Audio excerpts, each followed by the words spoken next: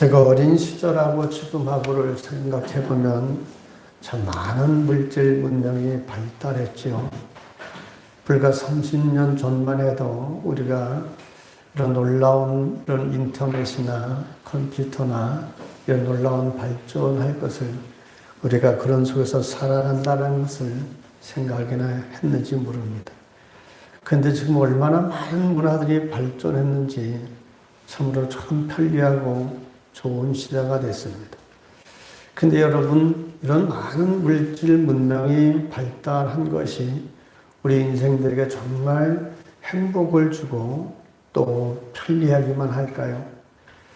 이런 많은 인터넷 문화나 이런 것들이 발달함을 통해서 우리에게 주는 여러 가지 문제점들이 많이 일어납니다.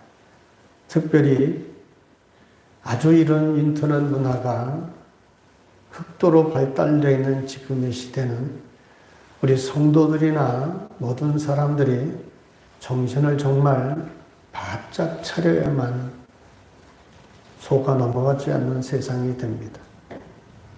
제가 인터넷에 낚인 적이 있죠. 그걸 낚시라고 그랬는데, 낚시, 걸려들었다, 그런 얘기입니다. 요새 우리나라의 노벨 평화상, 노벨 문학상을 수상한 한강이라는 분이 있지 않습니까? 얼마나 대단한 일입니까? 그래서 다 관심을 갖고 많은 사람들이 이 사람에 대해서 궁금해하는데 인터넷에 이런 것이 떴어요. 한강의 남편. 그리고 옆에 신명래가 남편이라고 돼 있어요. 그래서 그런가? 그럴 리가 없을 텐데. 들어가 봤더니 낫겠죠. 그럴 리가 없죠. 다른 사람입니다. 남편은 이제 교수고 그분도 문학가인 홍모 씨입니다. 이렇듯이 우리가 인터넷이나 이런 핸드폰이나 잘못 건드리면요, 많은 피해를 당합니다. 그리고 많은 사람들이 피해를 보는 게 뭡니까? 보이시피싱이라는 거 있지 않습니까? 그게 걸려 들어가지고 서울에 있던 고등법원의 판사도 수천만 원을 뜯긴 적이 있습니다. 경찰관 아버지조차도 다 뜯기는 이런 시대입니다. 정신 차려야 되는 때입니다. 또 더군다나 요즘에는 주식을 하면 마치 떼돈 버는 것처럼 사람들을 현혹시켜가지고 리딩방을 만들어서 사람들을 끌어들여가지고 다 빼먹고 도망치는 사기 집단들도 있습니다. 문화가 발달하니까 이런 식으로 사람들을 많이 속여먹고 거짓이 판치는 시대가 지금 시대가 됐습니다. 그래서 인터넷에도 보면 여러분 조심해야 되고요. 제가 가까운 친척 중에 하나도 잘못 핸드폰에 문자 온 걸 열었다가 핸드폰이 털려서 수천만 원을 잃어버린 적이 있습니다. 정말 조심해야 되는 세상입니다. 그것뿐만이 아니라요, 요즘 정치인들도 우리가 주는 세금으로 월급을 받아먹으면서 얼마나 국민들을 많이 속입니까? 그저 거짓과 진실을 섞어서 과대 포장해서 국민들 마음을 훔쳐가는 정치인들이 참 많습니다. 우리가 지금 이런 시대에 살고 있습니다. 그래서 정말 정신을 바짝 차려야 되죠.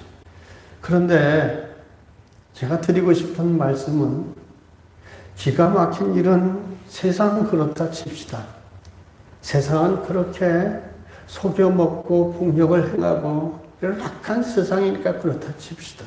그런데 신앙에 있어서만은 그러지 말아야 되지 않습니까? 진실해야 됩니다. 근데 신앙생활 하나님 교회 속에서도요, 이런 거짓된 유혹들이 참 많습니다. 어디 가면 무슨 영점을 치는 곳이 있다. 영점이 뭡니까? 성령에 점친다라는 겁니다. 그런데 몰려가는 사람들이 있고, 또 누구에게 가서 안수를 받으면 성령을 받고 방언을 한다. 이런 데 몰려가는 사람들이 있습니다. 심지어 요즘은 어떻습니까? 10계명 구약 성경은 다 옛날 것이라서 지키지 않아도 된다. 십계명 안 지켜도 된다. 11조 그거 왜 하냐? 안 해도 된다. 꼭 주의를 지켜야 되는 것도 아니다. 예수 믿어야 꼭 복을 받는 것도 아니고 하나님이 복을 주시는 것도 아니다. 주의를 꼭 지켜야만 교회 나가야만 되는 게 아니다. 집에서도 얼마든지 신앙생활을 할 수 있다. 그럼 예수 믿어야만 꼭 천국 가냐? 다른 길도 있다. 이런 거짓된 진리를 왜곡하는 이 말들이 교인들 속에 많이 퍼져갑니다. 그래서 분별이 없는 성도들, 이런 거짓된 데 유혹돼서 신앙이 다른 데로 가게 됩니다. 더군다나 신앙생활 잘하는 사람들을 유혹하는 거짓된 이단들이 또 얼마나 많습니까? 근데 가만히 보면요, 그런 말을 하는 사람들 꼭 하나님께 주의를 잘 지키고 말씀대로도 하나님 말씀대로 순종해 살고 하나님의 것을 도둑질하지 않고 잘 드리며 사는 사람이 꼭 잘 사는 게 아니다. 이렇게 말하는 분들을 보면 그분들이 그렇게 살기 때문에 그렇습니다. 정말 신실하게 신앙생활 하시는 분들 보면요, 그런 소리 하지 않습니다. 신실하게 살고 신실하게 말씀대로 사는 분들은 하나님이 주시는 복을 다 누리며 삽니다. 여러분들에게 만일 그런 소리를 누구가 하는 사람이 있다고 하면 그분의 삶을 잘 살펴보십시오. 하나님을 잘 믿어야 복을 주는 게 아니다. 그런 사람을 살펴보십시오. 그렇게 사는 사람이 아닙니다. 정말 하나님이 복의 근원이시지 않습니까? 여러분, 복이 어디서 옵니까? 하나님이 주시는 겁니다. 그래서 로마서에서 말씀하신 모든 만물이 주께로부터 와서 주께로 돌아가느니라. 이게 우리 장로교회의 모토입니다. 모든 것은 하나님께로부터 옵니다. 물질뿐만이 아니라 자녀에서부터 건강과 이 모든 것이 다 하나님께로부터 와서 우리 일생을 마칠 때 하나님께로 돌아가는 것이지요. 그래서 하나님의 뜻대로 행하는 자에게 하나님이 주시는 것이고, 그래서 바른 청지기들을 하나님이 통해서 바른 역사들을 이루어 가시는 겁니다. 이게 하나님의 원리예요. 그런데 그렇게 살지 못하는 사람들이 자기를 합리화시키느라고 이상한 말들을 합니다. 진리를 왜곡하죠. 여러분, 하나님의 진리가 왜곡되면 자기만이 아니라 다른 사람도 잘못되는 길로 가는 겁니다. 이 세상이 지금 그런 시대입니다. 그래서 신앙생활도요, 정말 바른 말씀 속에서 말씀을 늘 가까이 해서 분별을 갖춰야 되는 시대가 지금 이 시대입니다. 그래서 로마서 12장 1절에 뭐라고 말씀하시죠? 너희는 이 세대를 어떻게 하라고요? 본받지 말고 마음을 새롭게 함으로 변화를 받아 누구의? 하나님의 선하시고 기뻐하시고 온전한 뜻이 무엇인지 알도록 분별하도록 해라. 우리 시대에 주시는 말씀이에요. 지금 이런 시대에 살기 때문에 그냥 원벙덤벙 교회를 왔다 갔다 해가지고 되는 게 아닙니다. 바른 신앙을 가져야 됩니다. 그런데 오늘날 이 시대만 이런 거짓이 성행하고 그런 판치는 시대가 아니라 오늘 말라기서를 말씀 전하는 지금으로부터 약 2400년 전 이 말라기 시대에도 그런 시대가 있었다라는 겁니다. 오늘 27절을 보면 하나님이 괴로워하시는 그런 모습이 나오죠. 하나님이 괴롭다라는 모습이 나옵니다. 하나님께서 이스라엘 백성들 때문에 괴로워하신 게 나옵니다. 그러면 하나님이 괴로워하셨던 이스라엘 백성들의 잘못이 도대체 뭘까? 27절 맨 앞을 한번 보세요. 거기 뭐라고 나옵니까? 너희가 말로 여호와를 괴롭게 하거든. 말로 여호와 하나님을 괴롭게 했다는 겁니다. 이스라엘 백성들이. 이스라엘 백성들의 말 때문에 하나님이 괴로워하신 겁니다. 그런데 이 말이 일시적인 것이 아니고 일부의 말이 아니라 이스라엘 백성들 속에 계속 퍼져나가서 이스라엘 사람들의 생각과 삶에 지대한 영향을 끼친 매우 잘못된 말이라는 겁니다. 예를 들면 여러분, 교회에 우리 교회 성도 수가 많지는 않지만 큰 교회, 그런데 어떤 사람들의 말이 잘못 퍼져가면서 모든 성도들의 말이 다 하나님과 정반대되는 생각을 가지고 있고 그런 말이 퍼져나가서 알고 있는 목회자가 있다면 얼마나 고통스럽겠습니까? 아무리 진실을 말하고 진리를 말해도 다 들어주지 않고 돌아서 있는 사람들이라면 굉장히 고통스러울 겁니다. 하나님이 그래서 괴로우신 겁니다. 그러면 이스라엘 백성들이 도대체 어떤 말을 했기 때문에 하나님이 그렇게 괴로워하셨을까요? 그 내용이 27절에 나옵니다. 이는 너희가 말하기를, 거기서부터 같이 봅니다. 이는 너희가 말하기를 모든 악을 행하는 자는 여호와의 눈에 좋게 보이며 그에게 기쁨이 된다 하며 또 말하기를 정의의 하나님이 어디 계시냐 함이니라. 여러분, 이게 도대체 무슨 말일까요? 얼핏 보면 무슨 말인지 모릅니다. 악을 행하는 사람이야말로 하나님 보시기에 선한 사람이고 하나님이 악을 행하는 사람을 기뻐하신다라고 이스라엘 사람들이 이스라엘 동료들에게, 동네 모든 사람들, 친척들, 친구들에게 이런 말들이 퍼져나간 겁니다. 이게 도대체 말이 되는 소리입니까? 하나님이 어떤 분이신데 악을 행하는 사람을 오히려 좋아하시고 악을 행하는 사람에게 그 사람의 악을 보시고 기뻐하신다는 겁니다. 하나님이 이런 사실 때문에 괴로워하신 거예요. 이게 말이 되지 않지 않습니까? 우리가 알고 있는 하나님은 어떤 하나님이십니까? 그런 하나님이 아니시죠. 맞습니까? 틀려요? 맞아요? 맞으면 맞다고 하셔야죠. 우리가 아는 하나님은 어떤 하나님이세요? 선을 행하는 자를 사랑하시고 선을 행하는 자에게 은혜를 베푸시는 분이 하나님이십니다. 믿지요?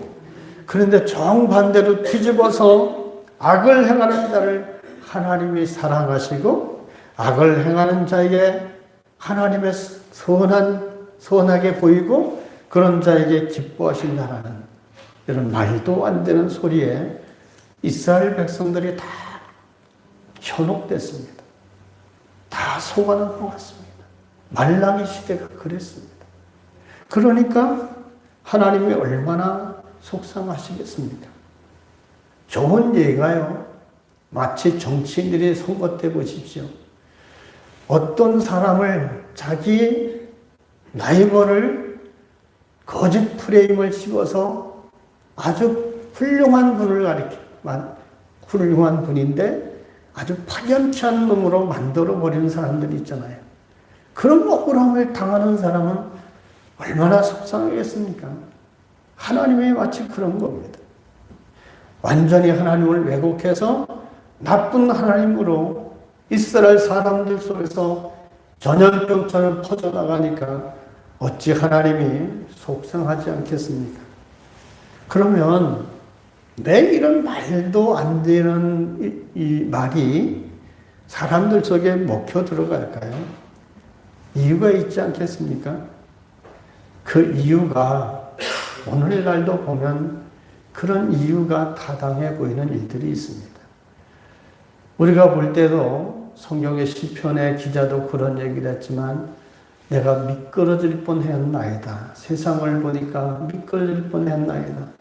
하나님 어떻게 악한 사람들이 더 잘 먹고 삽니까?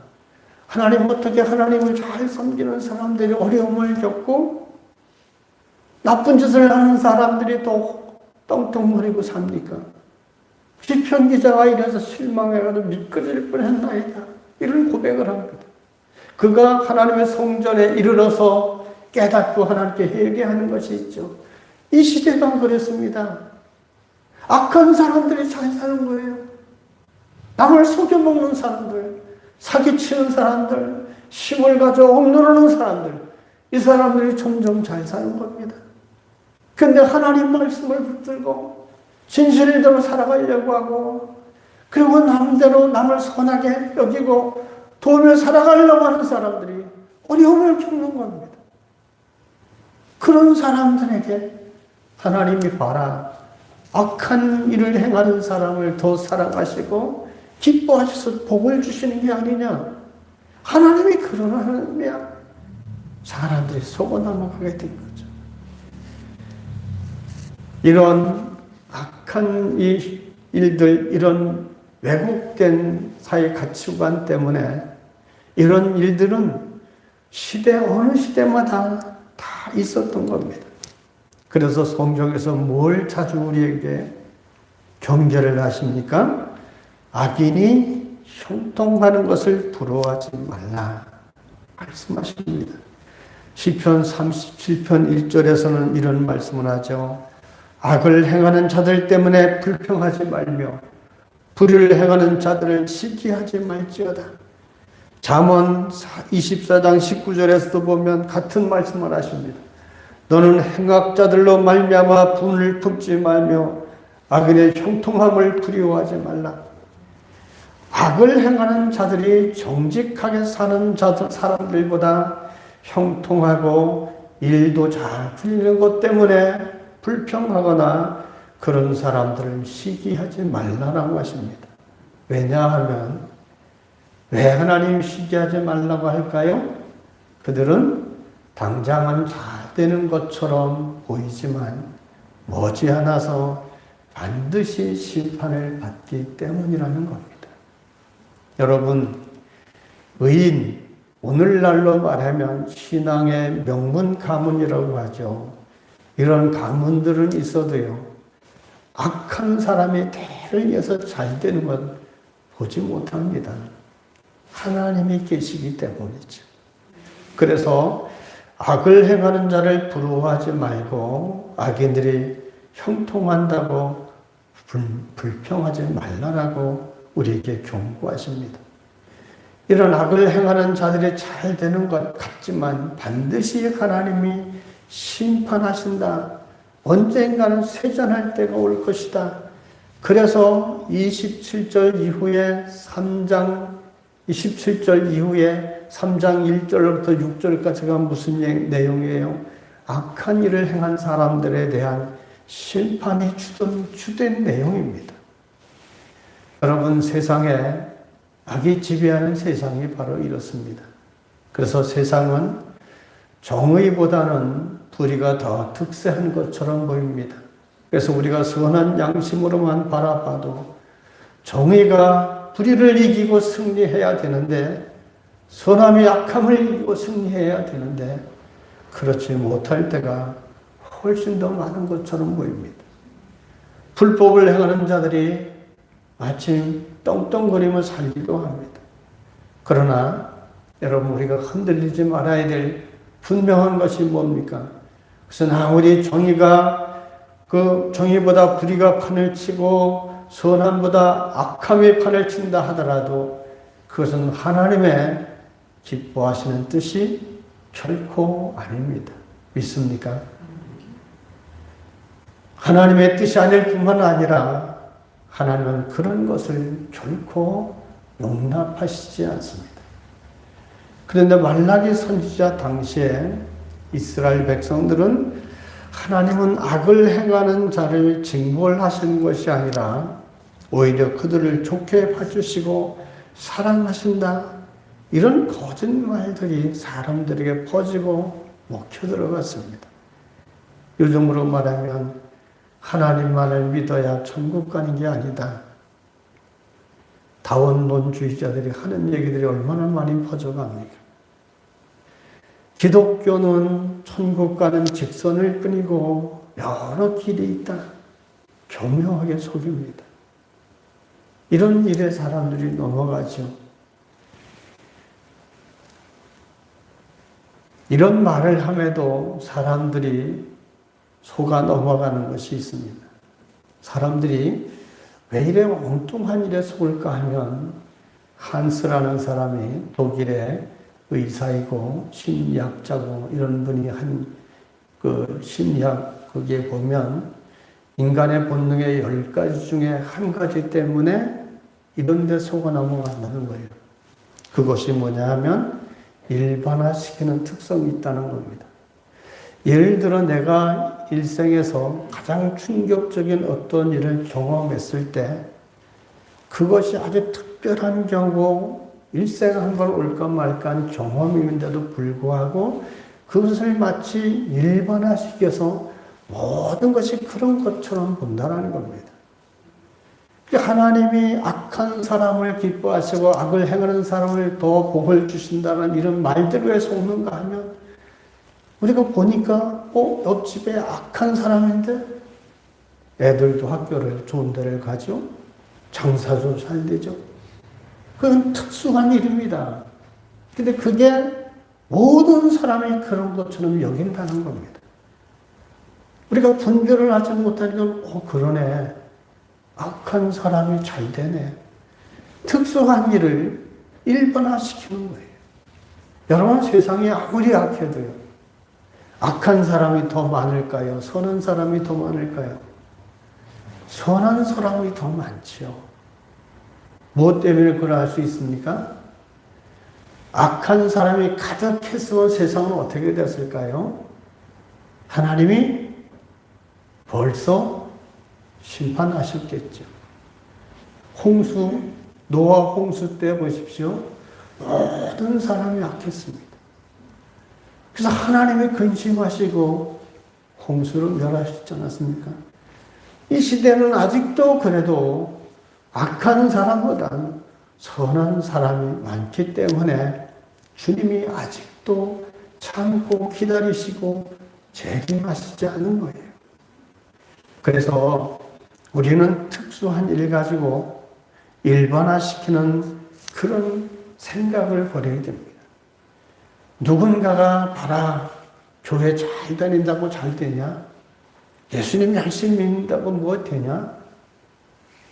교회 안 나가도 누군 잘 되더라. 여러분 그게 진리가 아닙니다. 혹 그런 사람이 있겠지만 그것은 악인의 형통을 부려워하지 말라. 임시방편에 불과한 겁니다. 그런 것에 현혹되는 안 되겠죠. 이래서 이런 세상에 이런 엉터리 같은 말들이 퍼져가는 것을 보고 불의가 판을 치는 것을 보면서 사람들이 27절 끝부분에서 어떻게 탄식을 합니까? 정의의 하나님이 어디 계시냐? 나는 정말 하나님을 잘 믿고 신실하게 살아가고 있는데 나보다 불의를 판치는 사람들이 더 잘되고 세상에서 더 지배력을 가지고 있고 사람들에게 존경받는 것처럼 보이니까 도대체 나는 뭔가 내가 왜 이렇게까지 살아야 되나? 나도 저렇게 살아면 안 될까?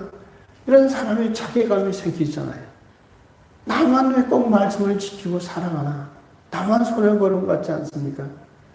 이런 사람들이 하는 탄식이 도대체 정의의 하나님은 어디 계시냐?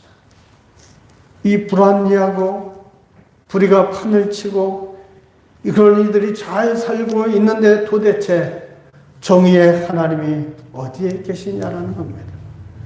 마치 세상에 심판이 없는 것처럼 악인들이 판을 치고 세상에 정의의 하나님이 세상을 심판하지 않으실 것처럼 세상이 미쳐 들어가고 있다는 탄식인 겁니다. 그런 사람들을 보면서 사람들은 자신도 모르게 서서히 병들어가는 겁니다. 여러분, 그래서 우리가 신앙생활하면서 세상의 눈을 돌리기 시작하면 나는 뭔가 싶습니다.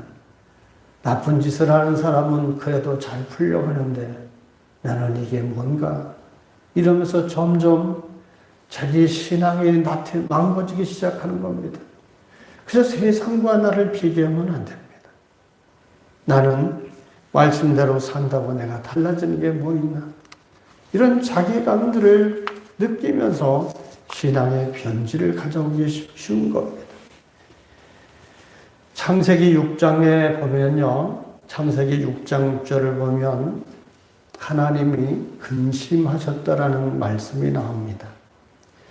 그 내용은 우리가 잘 아는 것처럼 노아 시대에 홍수로 세상을 심판하시기 직전에 인간의 모습이 너무도 악했지요. 얼마나 악했는가는 거기에 보면 네피림이라는 말이 나옵니다. 이 네피림을 통해서 예로 말씀하십니다. 네피림은 당시의 용사였고 당대에 명성이 있는 사람들이 네피림입니다. 네피림이란 말은 거인이란 뜻이기도 하지만 또 다른 말은 다른 사람을 넘어뜨리는 자, 이런 뜻도 있습니다. 우리가 쉽게 이해를 한다면, 이해하기 위해서 다른 말로 표현한다면 이 네피림들은 자신이 가진 힘으로 다른 사람에게 폭력을 행사해서 다른 사람을 꼼짝 못하게 하는 그런 조폭 같은 사람들이 네피림이다. 이렇게 생각하면 됩니다. 그런데 성경은 그들을 가리켜 뭐라고 표현되어 있습니까? 고대에 명성이 있는 사람들이었다. 명성이 있는 사람들이었다. 명성이 있는 사람이란 뜻은 유명한 사람들이란 뜻입니다. 이름이 많이 알려진 유명한 사람들. 그러면 이들이 왜 유명할까요? 나쁜 뜻에서 나쁜 놈으로 유명한 이름이 알려진 게 아니라 명성이 있다는 말은 사람들이 그 네피림을 부러워했다는 거예요. 나도 커서 저런 사람이 되고 싶다라는 그런 명성 있는 사람이 되었다는 겁니다. 그러면 왜 이 사람들이 그 악을 행하며 폭력을 행사해서 자기 뜻대로 무언가 얻어가고 누려가는 사람들을 왜 사람들이 그렇게 부러워했을까요? 그들이 이 법, 즉 정의가 사라지고 그 시대에 올바름이 사라졌기 때문에 분별이 없어진 겁니다. 지금 이 시대에 우리가 살아가는 시대에 어떤 악을 저질러도 많은 후기 영화를 가진 사람들을 보면 그까지 이게 뭐 문제야. 나도 저렇게 되고 싶다. 이런 사람들이 많잖아요. 이런 생각을 가지는 사람들이 큰 문제입니다. 여기에는 정의도 없고 법도 없는 시대가 되고 마는 겁니다.